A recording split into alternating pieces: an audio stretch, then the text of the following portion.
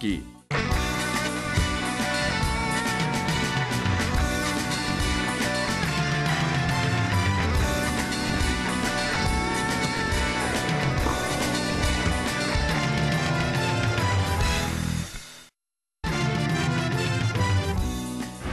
Agosto de 2013. Em jogo fraco e sem muita emoção, o Corinthians empata com o Fluminense e sai do G4. Santos leva gol aos 46 minutos do segundo tempo, empata com o Vasco e fica a 1 ponto da zona do rebaixamento.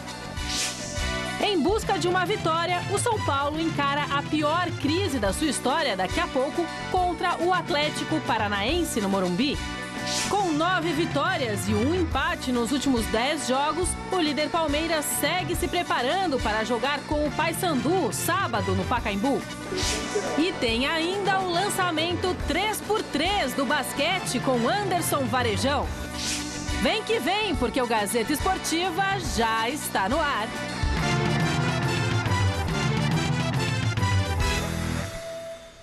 Olá, olá, boa noite. Na Vila Belmiro, o Santos recebeu o Vasco. As duas equipes abusaram das chances perdidas e coube aos zagueiros balançar as redes. Pelo time paulista, Edu Dracena abriu o placar, mas o vascaíno Rafael Vaz empatou nos instantes finais para a bronca dos torcedores santistas. Veja o que de melhor rolou na narração de Fernando Solera.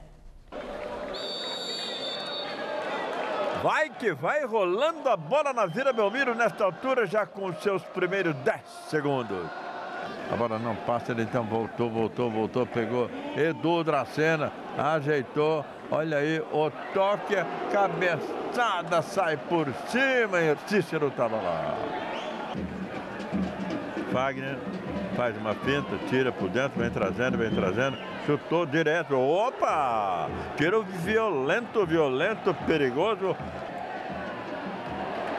Sobrou para Neilton, dá contra-ataque para o Santos, ele chegou na área, entrou, chutou, o goleirão defendeu, ela foi à linha de fundo, não foi não. O goleiro nem tocou na bola, menos para a linha média. E aí vem, atenção, levantamento do gol. Ih, defendeu Aranha. Henrique toca na frente, André tentou, não conseguiu nada, voltou. Éder Luiz empurrou, olha o impedimento, não tem, a bola vai fora! Éder Luiz, armou, deixou bela sequência com Éder Luiz, com Henrique, outra vez Henrique, cruzou, já agora ninguém. Quem sabe agora então Fagner, tiraço de Fagner, outra puxada de André, cata, Aranha, muito bem. Leandrinho no time do Santos, atenção, olha a chegada, a bola sobrou aqui pela esquerda e o tiro de Neilton rolou. Cícero pegou lá dentro da área, olha o Neilton, ergueu o pé, a bola sobrou pro Léo, vai, Diogo Silva! Tiro direto para o Santos, bater 28 minutos e meio, 28 e meio. Atenção, segundo tempo na Vila Belmiro. Chegou, tocou, defendeu o goleiro. A cobrança do Cícero. Lá vem Montijo. Levantou. Foi o zagueirão Jomar que pegou. Volta a bola para Montijo. Agora é Edu. Gol!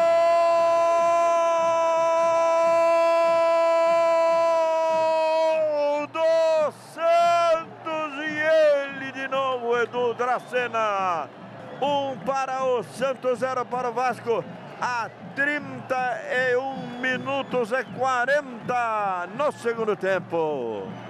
Vai jogando então para o tiro, olha aí, quem corre lá pela direita, Montijo chegou, vai chutar, Montijo chutou, o goleiro defende e o zagueiro de cabeça, Rafael Vaz. Agora é um momento tremendamente perigoso. Atenção, a bola chegou, o Vasco vai para a cabeçada, chutou e é gol. Gol do Vasco da Gama, empatando a partida. Empatando na marca dos 47 minutos jogados do segundo tempo na Vila.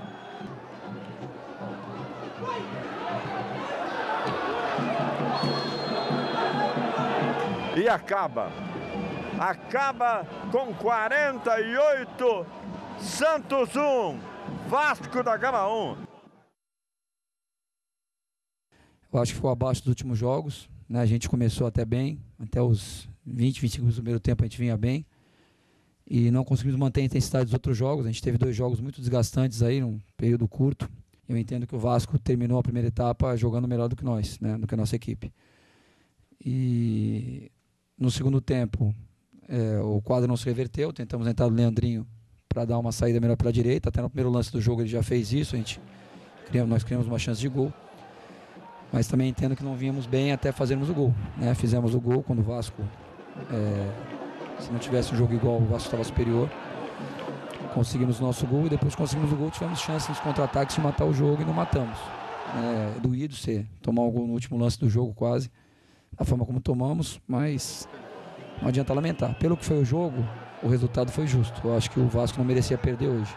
A gente tem que ser sincero nisso, né? Com relação à situação do Santos, tranquila, confortável, de maneira alguma. A gente tem que sempre brigar por coisa maior, né, lá na frente. Mas eu acho que a gente está, em relação a outros clubes que jogaram mais jogos, a gente está numa situação até de aproveitamento de pontos, não está tão crítica, mas está chegando perto de ficar crítica. Então, a água está subindo, a gente tem que começar a remar, nadar, a gente tem que sair dessa situação incômoda. A gente espera que já no próximo jogo, apesar de ser um jogo fora de casa, a gente consiga os 3 pontos, né, que nos deem essa tranquilidade. E aí, quarta-feira é a Copa do Brasil, enfim, é uma sequência de jogos. A gente também até agora não teve muita moleza no Campeonato Brasileiro e nunca tem. É um campeonato muito difícil. Boa noite, Anitta. Boa noite, Godoy. Boa noite você em casa acompanhando o Gazeta Esportiva. É o que eu tenho dito há um bom tempo. Esse elenco que tem o Santos é um elenco para brigar na parte média da tabela. Não adianta se empolgar quando arranca ponto de uma equipe que está bem no campeonato ou quando joga uma boa partida, porque é uma equipe jovem, sem grandes valores, é uma equipe que ainda ressente muito a saída do Neymar. O Santos era uma equipe que dependia muito do Neymar e a tendência agora é tentar fugir do rebaixamento. É uma equipe muito jovem e muito imatura, Godoy. Ontem, por exemplo, contra o Vasco, teve chance para decidir o jogo. O Dracena, capitão, na saída do campo, disse realmente isso e com muita propriedade. O Santos tinha que ter liquidado a fatura, não liquidou e deu a possibilidade do Vasco sair de lá com um empate. Resultado muito ruim para o Santos. É verdade que tem jogos a menos na tabela, mas está muito próximo à zona de rebaixamento. Então, o Santos, que tomou algumas medidas corretas essa semana, trouxe um gerente de futebol sem vício, um gerente que não está ligado a nenhuma ala política do clube, que é o Zinho, e que já chegou tomando uma postura, para mim, também correta, definiu que o Claudinei Oliveira é o técnico. E a partir de agora, a cobrança no Claudinei tem que ser mais forte. Não adianta vir com esse discursinho. Não, tem que fazer esse time jogar. Não era o técnico da garotada, o elenco que tem é esse aí, tem que jogar, claro. Como jogou na coletiva. Disse que a situação é crítica e ela é complicada. O Santos tem que abrir o olho nesse Campeonato Brasileiro. Ontem era um jogo para ter feito vitória. Muitos empates não adianta absolutamente nada. É melhor você ter um empate e uma vitória do que 3 empates. Né? Então o Santos tem que abrir o olho e ontem deixou escapar uma grande chance de respirar um pouquinho mais aliviado na tabela. Mas repito, Godoy, esse time que está aí do Santos, esse elenco do Santos, é um elenco para brigar na parte média da tabela. Nem sonhe com Libertadores. Boa noite. Boa noite, Garrafa, Anitta, e para você que está de olho na Gazeta Esportiva. Olha, o time do Santos está passando por reformulação. Tudo que passa por reformulação sofre uma solução de continuidade. Não vai passar por uma reformulação e continuar lá em cima, não. Vai chegar lá em cima devagar. Ontem poderia ter perdido de muito aí, inclusive para o Vasco, como também poderia ter ganho o jogo. Não podemos esquecer que o Vasco vem de um resultado positivo, vitória contra o Coritiba, lá em Curitiba. Agora, o time do Santos, a defesa do Santos, e nós vimos aí as oportunidades perdidas pelo Vasco, está erguendo demais o braço. Erguendo demais o braço e marcando com o olho o adversário. Então é mau posicionamento e outra coisa, cansaço. Então fica pedindo impedimento. Se não sabe o que é impedimento, como é a regra do impedimento, não adianta ficar pedindo impedimento, não é, Claudinei? E esse negócio aí de mudar supervisor não vira nada, não. O negócio é ali, o relacionamento do treinador com os jogadores. porque melhor do que o Ney Pandolfo, o Zinho não é. Mais experiência do que o Ney Pandolfo, o Zinho não tem. E se com o Ney a coisa estava feia, com o Zinho também não vai mudar nada. Não tem nada a ver com isso, né? Não tem nada a ver. Não tem nada a ver. Estamos aqui, quando a gente faz um elogio para o Zinho, não significa que estamos criticando o Ney, que vinha fazendo um bom trabalho. Enfim, saiu o Ney, alguém precisava trazer. Pelo menos trouxeram alguém que entende de futebol, entende do riscado. Vamos torcer para que o Zinho continue fazendo um trabalho parecido com o que o Ney, porque o Ney não tinha nada a ver. O que o Ney entrou em campo naquele 8 com o Barcelona? Claro que não, né?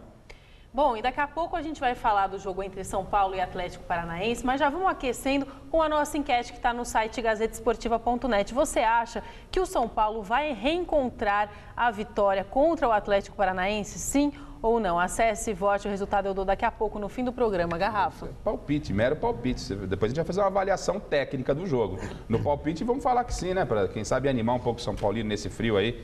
Mas depois a gente vai falar se acredita ou não tecnicamente. No palpite vamos colocar um sim aqui. Mas é palpite mesmo. Então, um beijão para a matriarca da família Piassi, né, que se recupere, vovó.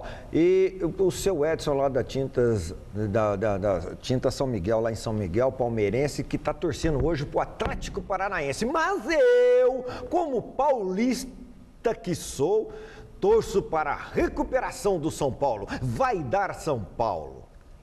No Maracanã, a expectativa era grande para o encontro dos dois últimos campeões brasileiros, mas Fluminense e Corinthians decepcionaram, assim como o público presente no estádio, de menos de 11 mil espectadores. Veja o que os treinadores Tite e Vanderlei Luxemburgo acharam do empate em 0-0.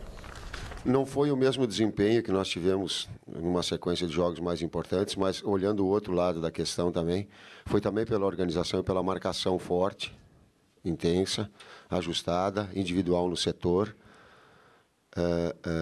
com que o Fluminense estabeleceu. Às vezes que a gente conseguiu desvencilhar e fazer as nossas finalizações no primeiro tempo aconteceu, elas foram sempre pressionadas e aí a efetividade também não surgiu porque não ficou tão limpa assim. Um empate é bem melhor do que você perder e hoje era um jogo complicado contra o adversário que está inteiro, que vem buscando resultado. Então, olhando por isso aí, eu acho que dentro da tabela de recuperação é ruim, mas dentro daquilo que se apresentou o jogo, eu acho que acabou sendo bom. A dificuldade de todas as equipes, de todos os jogos, ele sempre é bastante alto.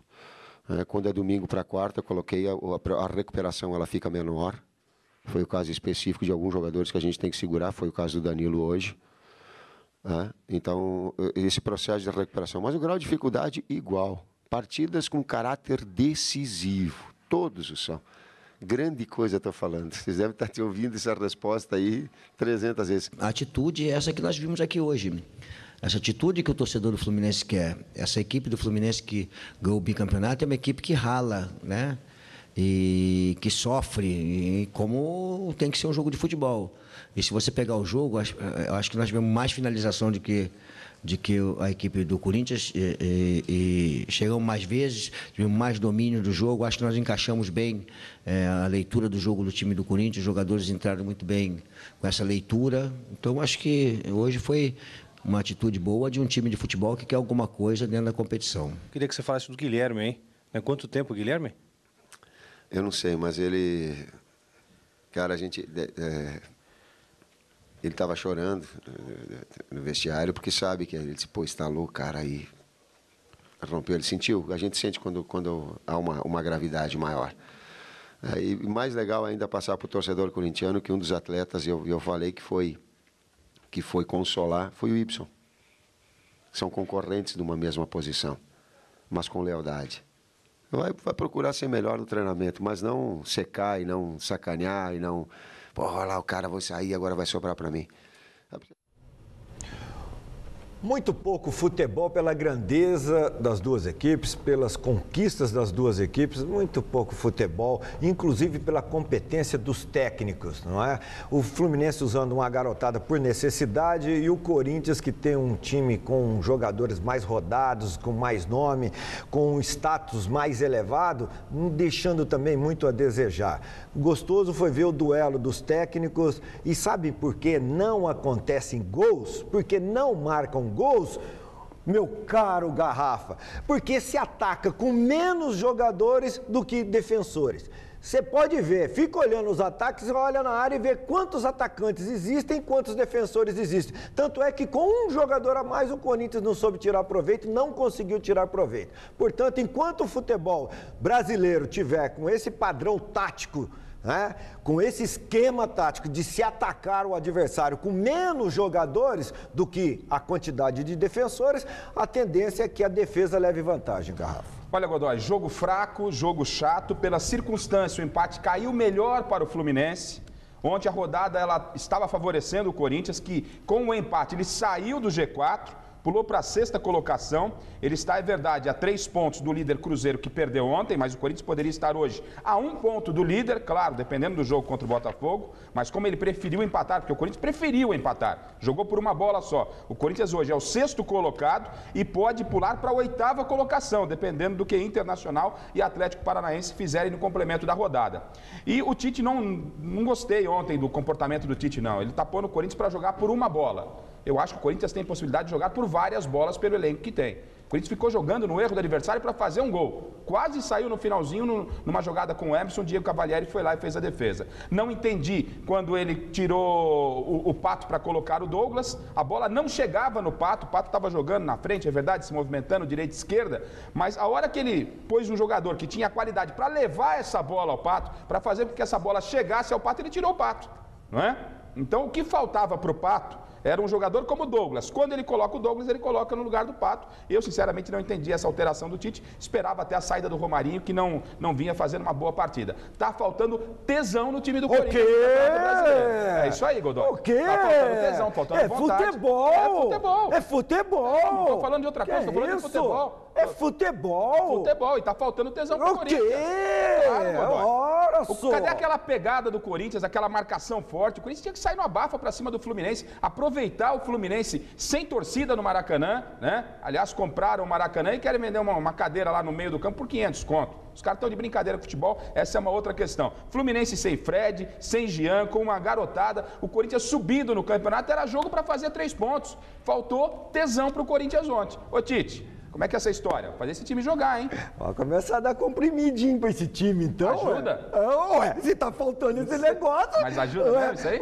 É só perguntar pro aquele corintiano ali, ó. Ah, o Pascoal. Não transfira a responsabilidade. Pergunta pro Pascoal ali. Não transfira a responsabilidade. O senhor que citou o negócio de comprimidinho aí. Aquele jovem lá, pergunta pra aquele jovem lá, olha lá. Falou que tá faltando, vou dar um remédio pros caras então, ué. Funciona, eu acho que funciona. Você acha? Eu acho que vai funcionar. Tá, vai acabar com essa falta. Tite, tá faltando tesão pro Corinthians, tesão de ganhar, Tite, tesão de vitória, pô. Vamos levar uma mulher bonita lá no vestiário, uma mulher bonita igual a namorada que o primo mostrou lá, a namorada do nosso amigo lá. É, o primo conhece também. O primo tem um estoque. Tem.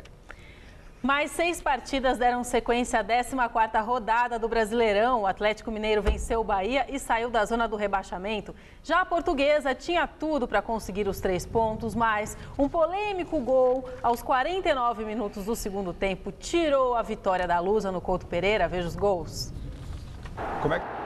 Jogando em casa, o Criciúma recebeu o Náutico aos 10 minutos do primeiro tempo. João Vitor cobra a falta e faz Criciúma 1, Náutico 0. Aos 31, também no primeiro tempo, Marlon faz o segundo gol do Criciúma. Criciúma 2, Náutico 0. Aos 39 minutos, Leonardo Moura de cabeça fecha o placar. Final lá em Criciúma. Criciúma 3, Náutico 0. Estádio Independência, Ronaldinho Gaúcho cobra escanteio. Leonardo Silva faz o primeiro gol do Galo. Atlético 1, Bahia 0. No segundo tempo, cruzamento da esquerda, Alexandro marca o segundo gol do Galo. Atlético 2, Bahia 0. Barradão, Vitória recebeu a Ponte Preta, que saiu na frente com o William Bartoré. William Bartoré não perdeu a marca aos 22 minutos do primeiro tempo. Vitória 0, Ponte Preta 1. Reação baiana começou com Pedro Aldoni. 7 minutos do segundo tempo, 1-1, tudo igual. Vander marca o gol da virada do Vitória, 2-1. E aos 42 minutos, Marquinhos fecha o placar de virada. Final, Vitória 3, Ponte Preta 1. Em Curitiba, a Portuguesa abriu o placar contra o Coritiba. Gilberto, aos 13 minutos, marca um belo gol. Coritiba 0, Portuguesa 1. O empate, Bill, aos 49 do segundo tempo. Final, tudo igual, 1-1. Mais uma vez para você. O empate no finalzinho do Coxa. Na Arena do Grêmio, aos 12 minutos do segundo tempo. Após jogada da direita. Cruzamento na área, no rebote do goleiro. Werley não perdoa a marca. Grêmio 1, Cruzeiro 0. Aos 15 minutos. Vacilo da zaga. E Barcos domina livre e toca com categoria. Gol argentino no Grêmio. Barcos. Newton cobra a falta e diminui para o Cruzeiro. 2-1 Grêmio. Aos 27, Kleber, o gladiador. No rebote do goleiro faz o terceiro gol do Grêmio. Final, Grêmio 3, Cruzeiro 1. No Serra Dourada, Walter marca este golaço. O primeiro gol do jogo, Goiás 1, Flamengo 0. Chicão cobra a falta e empata. Final, tudo igual, Goiás 1, Flamengo também 1. Especificamente do jogo da Portuguesa, que eu tive tempo para assistir inteirinho o jogo, a Portuguesa foi muito prejudicada, mas muito prejudicada, no jogo de ontem e no próximo jogo, que coincidentemente é contra um carioca, é contra o Botafogo. Então, todo mundo que tinha cartão amarelo estava pendurado, já tomou o terceiro também, que é para facilitar as coisas para o Botafogo. Arilson Bispo do Nascimento. É muito ruim, é fraco e caseiro. Ponto. Independentemente disso, com um jogador a menos, que o Moisés não precisava fazer aquela falta que fez na lateral do campo para ser expulso, a Portuguesa fez 1-0 no início do segundo tempo. Segurou até o último minuto de jogo. Mas no penúltimo minuto de jogo, que o seu Arilson Bispo fez questão de dar 5 minutos com um jogador a menos, quer dizer, só faltou o Bispo chutar a bola. Esse lance aí, o Bill está impedido. Mas quem chuta a bola no Bill é o Valdomiro. O Valdomiro que chuta a bola no Bill. O Bill está impedido, não foi lançado, não foi nada. O companheiro chuta, bate no jogador da Portuguesa. Aí, olha lá, o Valdomiro pega e chuta a bola no Bill. Nesse momento, o Bill já não estava mais impedido, ele está impedido no chute. Aí no chute ele está impedido, ó. Chutou, ele está impedido. E aí já não parou a jogada aí? Não. Agora ele já não está mais impedido, porque você vê o jogador aqui, o Luiz Henrique entrando, o Luiz Ricardo entrando aqui. Perfeito, depois o Valdomiro, ó. E o Valdomiro que chuta. Quando ele está impedido, já não parou a jogada, a bandeira não levanta e parou a jogada? Não, porque ele não está participando efetivamente da jogada. Não poderia ter marcado impedimento, tá? Então, olha lá. Ó, tocou impedido. Tá, não poderia marcar o impedimento. Não. Agora ele não está mais, porque é o Luiz Ricardo aqui dando condição e é o Valdomiro que chuta nele. Mas antes desse lance, a Portuguesa que ganhava por 1-0 teve o gol da vitória sacramentada nos pés do Correia. O Correia chegou na cara do goleiro Vanderlei e errou o gol. O Vanderlei salvou o Coritiba e ferrou a Portuguesa junto com o Juizão. Por quê? O Correia errou o gol que seria 2-0. Se faz o gol aos 48, ninguém ia reclamar do juiz, ninguém ia reclamar do placar, nada. Não fez o Correia, não fez lá, tomou aqui e agora a culpa não é só do juiz, não. O seu Correia também tem a sua culpa. Agora que o Juizão foi para lá para fazer um serviço bem feito para o time da casa e para prejudicar a Portuguesa para o próximo jogo, ficou muito evidente que isso pode ter acontecido sim. Eu encontrei o nosso Jerônimo Gomes hoje aqui na TV Gazeta e ele estava indignado. Eu falei, fique tranquilo, Gomes, porque vou riar o pau no árbitro mesmo, porque achava realmente impedido. Mas não vou discutir com o Godoy deu uma explicação aqui bem clara que o lance foi legal, mas a Portuguesa tem que abrir o olho. Não é? Tem que abrir o olho. Por quê? As equipes que estão acima da zona de rebaixamento e algumas que estão lá dentro têm um bastidor muito forte na Confederação Brasileira de Futebol e é muito mais interessante a Lusa rebaixada do que, por exemplo, um São Paulo, um Atlético Mineiro, um Santos. Então, que se cubra a Portuguesa nos bastidores e até o Godoy deu um exemplo claro do que pode acontecer, já projetando o prevalecimento aí do Botafogo, que tem compromisso com a Portuguesa no final de semana, já amarelou meio time da Portuguesa. A Lusa tem que trabalhar dentro de campo, mas a diretoria tem que ir lá peitar também na CBF, porque senão a casa vai cair. Se depender só da bola, a Portuguesa não vai chegar não, vai ter que mexer nos bastidores. Então estão garfando a nossa Portuguesa, estão metendo a mão na Lusa. Acorda, Portuguesa. Cat, o Brasil ganhou um novo campeonato do esporte. É a Liga Fast 3 contra 3 Streetball, torneio destinado a jovens do ensino médio e superior e que tem como embaixador o jogador Anderson Varejão, do Cleveland Cavaliers e da seleção brasileira. Luiz Henrique Gurian esteve no evento de lançamento e mostra como é esse novo torneio.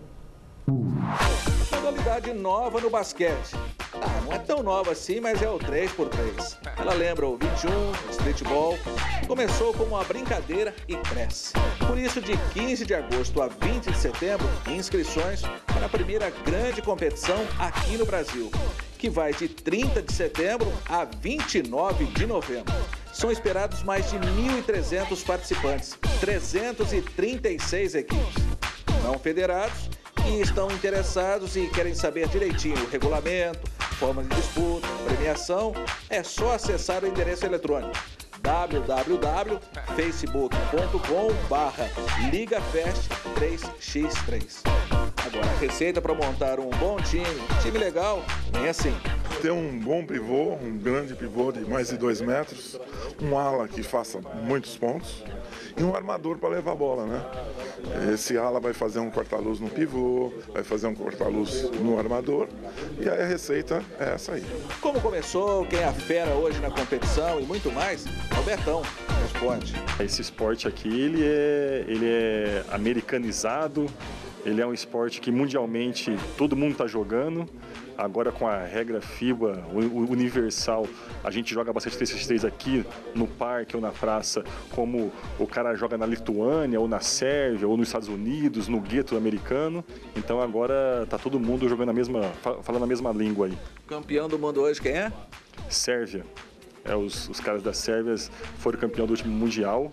O padrinho desse 3x3, Anderson Varejão, que prometeu, vai estar presente nas 4 etapas pelo interior de São Paulo e também Grande São Paulo, e as 2 etapas finais que vão acontecer aqui na capital. E já cobra, né, Anderson? Tem que estar bem na escola, ser participativo, o que mais? Bom, tem que estar bem na escola, ser participativo, se interessar, se divertir nesse 3 contra 3, acho que o mais importante é se divertir mesmo. Claro que existe a competição, todo mundo vai para ganhar, mas tem que pensar que além disso, vai conhecer pessoas novas, vai fazer novas amizades. Eu, por exemplo, muitos dos meus amigos hoje são de Franca, onde eu comecei, bom, no Brasil, quando eu saí de Vitória, eu fui para Franca, depois na Espanha, em Barcelona, depois nos Estados Unidos. Então, isso é muito importante para novas amizades. E, claro, tem que estar bem na escola, porque senão não vai poder participar, não. Bom, e é um esporte democrático. Tanto é que se você tiver, por favor, Anderson, o tamanho que eu tenho e o tamanho do Anderson Varejão, pode montar também um time que será bem-vindo. Não sei se vai ganhar, mas pode participar. Não, com certeza. Você precisa de um cara alto, um cara para brigar dentro do garrafão, para pegar rebote, de um armador, um cara mais ágil para levar, para conduzir a bola ali, um ala, um cara que arremessa bem. E claro, todo mundo vai ter que fazer um pouco de tudo para ganhar, mas para participar, você tendo um cara alto, um habilidoso e um de bom arremesso, você está bem. Agora vamos sentar para continuar a conversa, tá bom? E boa competição para você. Obrigado. Agora vamos falar do Campeonato Paulista de Vôlei Masculino. O SESI venceu o Atibaia ontem à noite no ginásio da Vila Leopoldina e continua invicto na competição. Festa para a vitória e também para a volta de um gigante após um longo período de recuperação. A reportagem é de Felipe Esboril. Demorou, mas finalmente, depois de 3 meses, Sidão está de volta. Tá tudo certo, sem dor nenhuma. Não, retorno? Não, ainda não. Ainda eu sinto um pouquinho de desconforto, né? Fazem 3 meses e meio da minha cirurgia, né? Ainda sinto alguma coisa, segundo o médico é normal. E alguns movimentos, algum movimento de deslocamento de bloqueio, queda em uma perna só, ainda a gente sente um pouquinho. Uma recuperação sofrida de uma cirurgia nas costas que o atrapalhou da última Superliga, mas agora já faz parte do passado. Então, o professor Marcos Pacheco agradece. Jogador de explosão, jogador de muita entrega, muita alma, né? E além de tudo, tecnicamente, né? Principalmente tecnicamente, jogador com muita explosão de ataque, bloqueio, saque, são 3 fundamentos que pontuam, né? Ele vai muito bem, tem um respeito muito grande do adversário, isso prende o adversário no meio também e facilita os ponteiros a trabalhar. Então é um retorno num momento muito importante, né?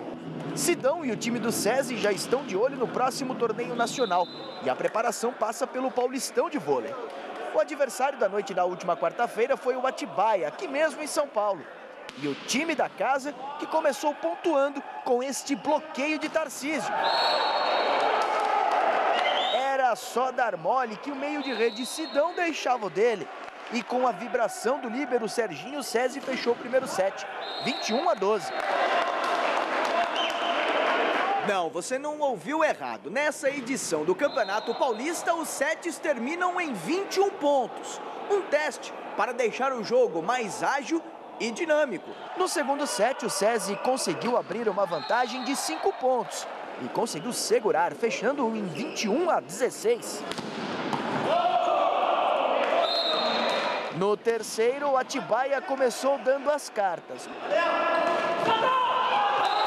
Mas o SESI virou o placar e finalizou a última parcial em 21-17 e o jogo em 3-0.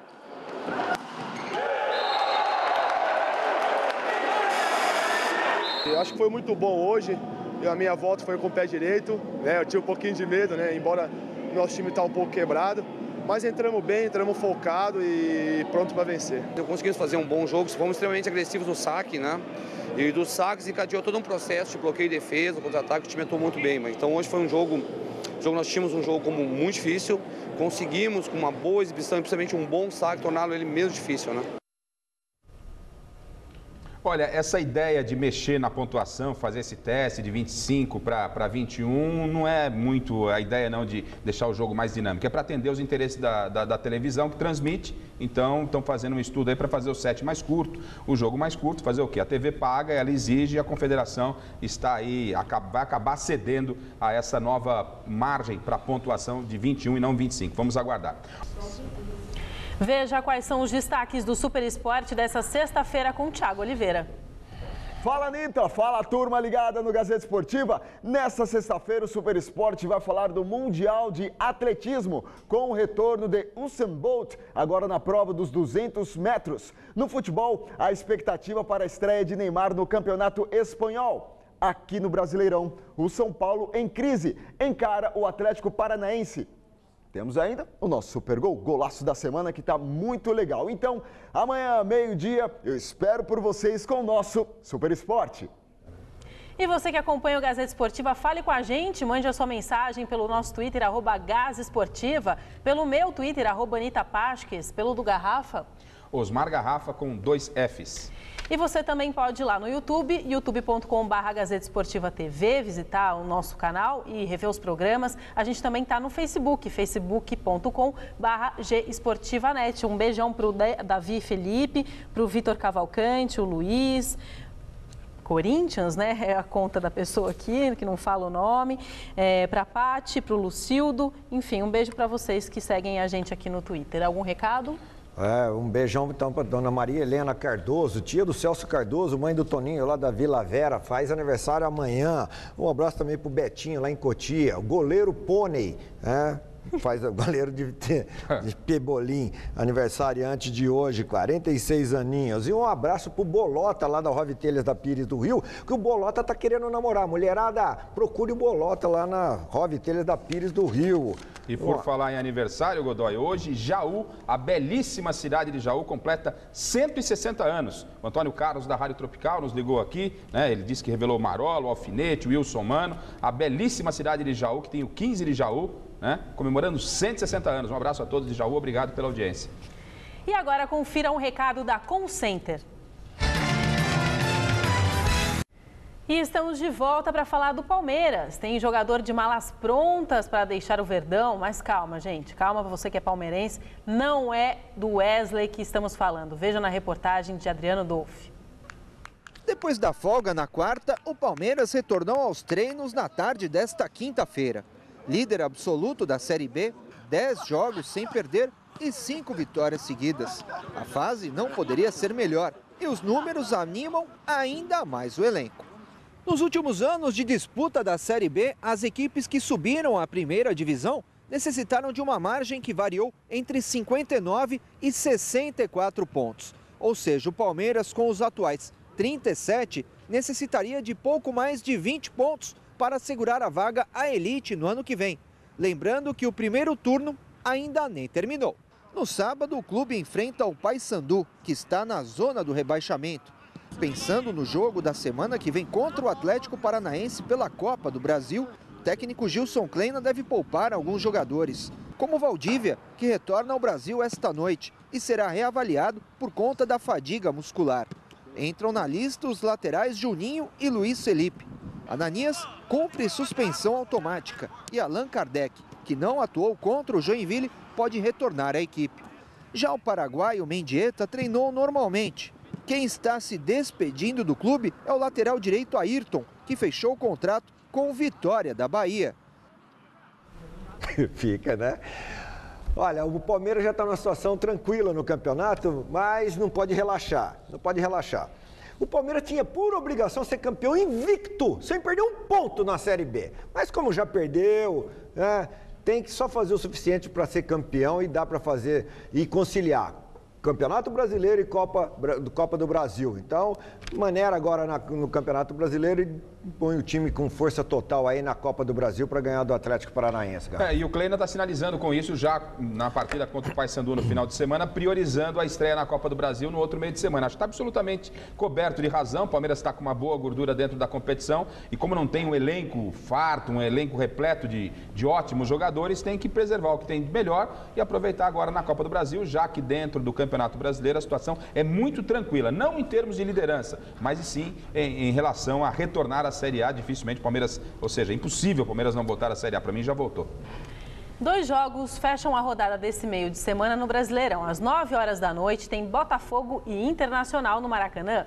Mais cedo, às 7h30, daqui a pouquinho, o vice-lanterna São Paulo encara a pior crise da sua história contra o Atlético Paranaense no Morumbi. E o técnico Paulo Autori ganhou mais um problema de última hora. Com uma inflamação na lombar, o atacante Luiz Fabiano está fora do jogo. A reportagem é de Alexandre Silvestre, que acompanhou o último treino do tricolor. Confira. Para o lugar do Douglas, suspenso, Clemente Rodrigues será o lateral direito. É um momento difícil, em que aqueles que têm mais experiência já estão mais rotinados com situações como essa, podem dar uma resposta mais positiva.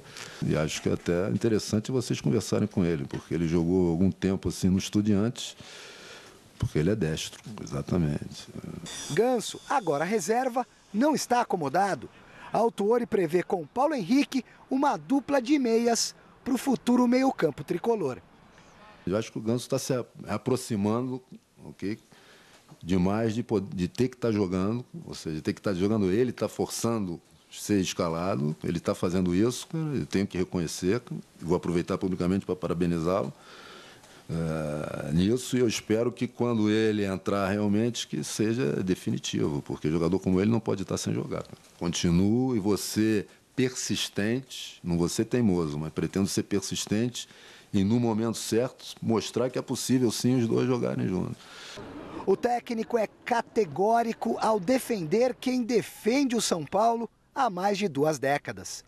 É um jogador que nos dias de hoje, no futebol brasileiro, coisa que no passado era comum e hoje não, é identificado com clubes. Você não vê outro jogador nesse momento assim.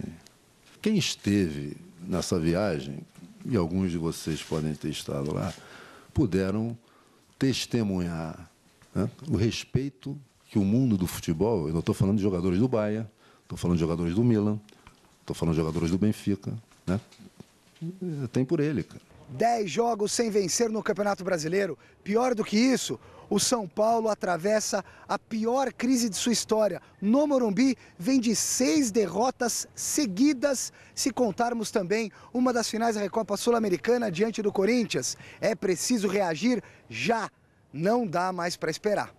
Esse é um momento em que é preciso uma palavra que eu tenho colocado muito para os jogadores, que mais do que palavra é atitude. Atitude de coragem, ou seja, a coragem hoje é fundamental para enfrentar situações como essa aí. Eu falo muito de clichê, né, cara? Num momento como esse, a gente vai escutar sempre. Não só de gente de fora, cara, dos próprios jogadores envolvidos, gente. É preciso união, tem que ter vergonha na cara, só vamos sair disso trabalhando. A gente já está no futebol há algum tempo, vocês também, cara, as palavras são as mesmas. Tem grupos que transformam isso em realidade e saem, e outros não. Ou São Paulo vence, ô Godoy, ou esse discurso, essa boa oratória do técnico do São Paulo não vai adiantar nada. É um bom treinador, tem o apoio do grupo, acho que pode recuperar o São Paulo, mas sabe, a cada coletiva a mesma história, o mesmo papo e nada, e uma borrachada atrás da outra. Cada coletiva a mesma história e uma borrachada atrás da outra. Chegou a hora, São Paulo. Passou da hora. É agora. É agora. Né? Uma medida importante que o Autuori tomou. O Douglas não tem jeito mesmo, não dá, não é jogador para o São Paulo. Aí acabou improvisando ali, não é?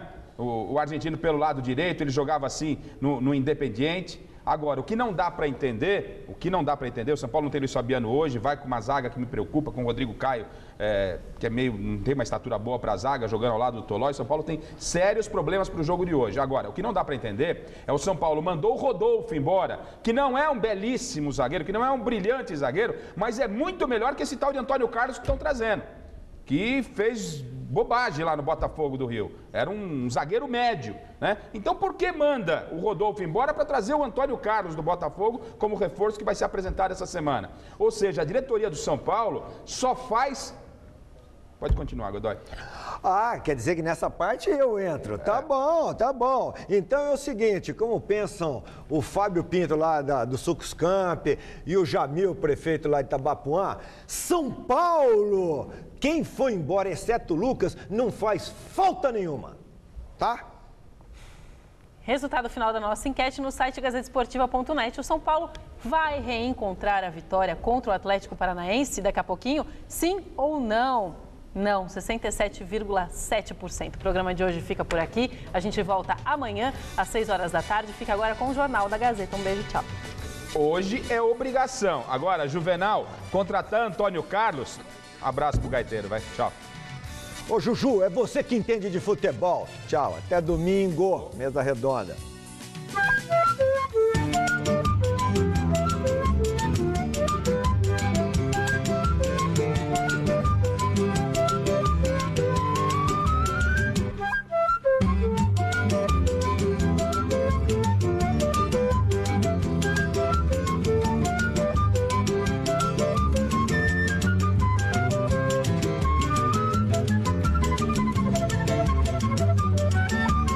Gazeta Esportiva.